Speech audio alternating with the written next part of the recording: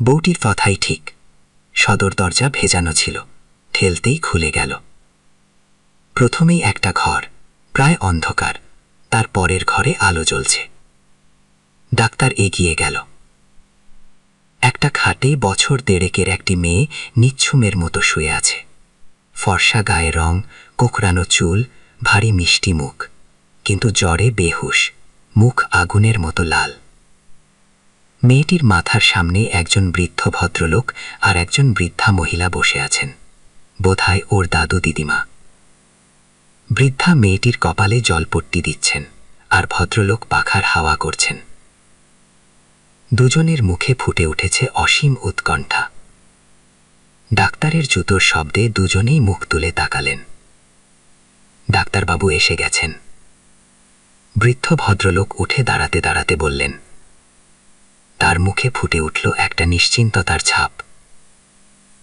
Doctor bag থেকে স্থেথিস্কোপ বের করে মেয়েটির বুকপিট পরীক্ষা করল। জ্বর দেখল 105। নিউমোনিয়া, তবে ভাগ্য ভালো, তখনও মারাত্মক আকার নেয়নি।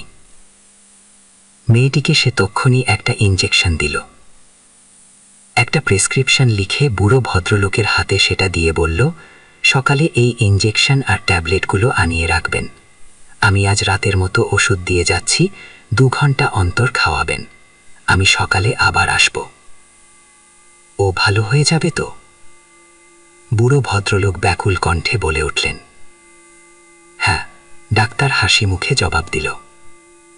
ঠিক সময়ে ওষুধ পড়েছে, আর দেরি হলেই ভয় ছিল। ঠিক সেই সময় হন্তদন্ত হয়ে ঘরে ঢুকল একজন সুপুরুষ যুবক, উদ্ভ্রান্তের মতো তার চেহারা। ডাক্তারকে দেখে সে বলল, ও, আপনি এখানে? আমি আপনার ঘরে তালা দেখে ভাবলাম রোগী দেখতে গেছেন। আরও 2 জন ডাক্তারবাবুর কাছে ছুটে গেলাম, তারা এই ঠান্ডায় আসতে রাজি হলেন না। তুই ওকে খবর দিসনি? বুড়ো ভদ্রলোক এবার অবাক হয়ে বললেন। তবে কে ওকে ডেকে আনল? তাই তো, যুবক এবার বলল। আপনাকে কে খবর দিল? কেন?